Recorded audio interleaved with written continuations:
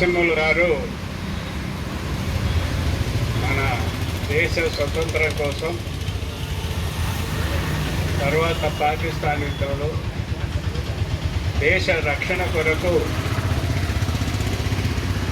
ఆర్మీలో చేరి ఈ భారతదేశాన్ని కాపాడే విషయంలో తను చాలా గొప్పగా ధైర్యం చేసి మిలిటరీలో చేరి మిలిటరీ సర్వీస్ అంతా చేశారు.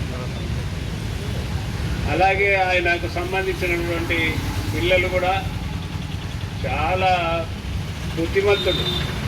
ఎవరి ప్రస్తావన కానీ ఎవరి ఇది కాకుండా ఇక్కడికి దగ్గరలో ఉన్నట్టు అమ్మవారి సేవలు చేసుకుంటూ, అలాగే భార్గవి అనే పెద్దలు పుష్పగిరి క్షేత్రం కొరకు ఆర్నిషాలు గత 10 సంవత్సరాల నుంచి నేను చూస్తున్నా.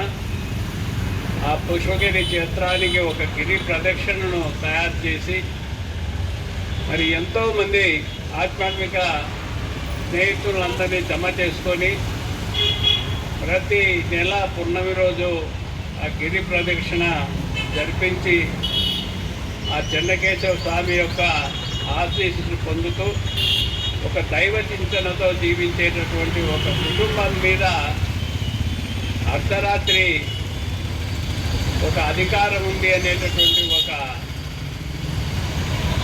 మతంతో దీన్ని కూర్చడం, వందల మంది చెప్పారు ఇప్పుడే అన్న, వాళ్ళు మందు తాగడము, బంగాకు తాగి విడిగా జేసీబీలు తీసుకొచ్చి చిన్న గృహాలు, పాపం వాళ్ళ జీవనం చిన్న చిన్న ఇల్లు కట్టుకొని చిన్న గృహాలను వాళ్ళు ఎట్లా వాళ్ళకు చేతులు ఆడినాయో నాకైతే అర్థం కావడం లేదు.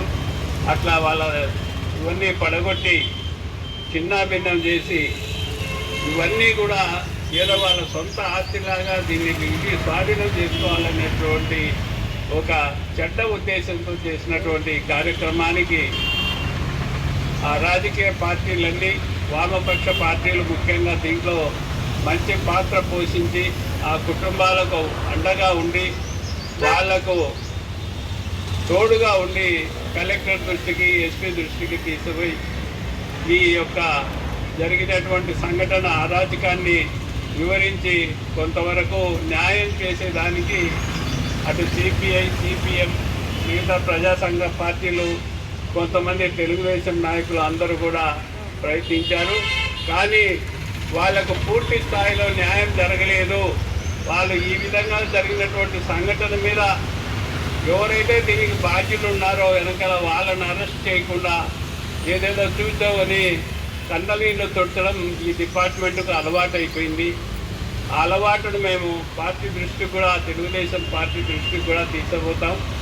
అక్కడ కూడా దీన్ని వివరించి మరి పేదవాళ్ళందరికీ న్యాయం జరిగే విధంగా మా వంతు కృషి చేస్తామని, తర్వాత ఈ కుటుంబానికి అండగా ఉంటాం.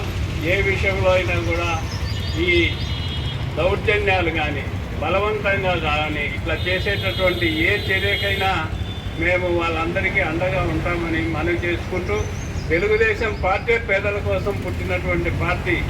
అటువంటి పార్టీలో కొంతమంది స్వార్థపరులు చేరి దీన్ని చెడగొట్టడానికి తయారు చేస్తున్నారు. దాన్ని ఎప్పుడు కూడా పార్టీ సహించదు.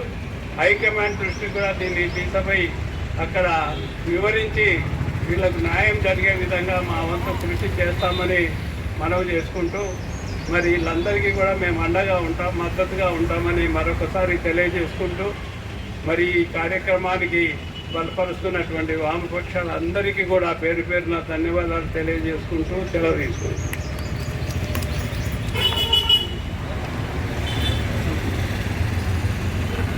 టీడీపీ సీనియర్ నాయకులు లక్ష్మీరెడ్డి గారికి ధన్యవాదాలు తెలియజేసుకుంటున్నాము.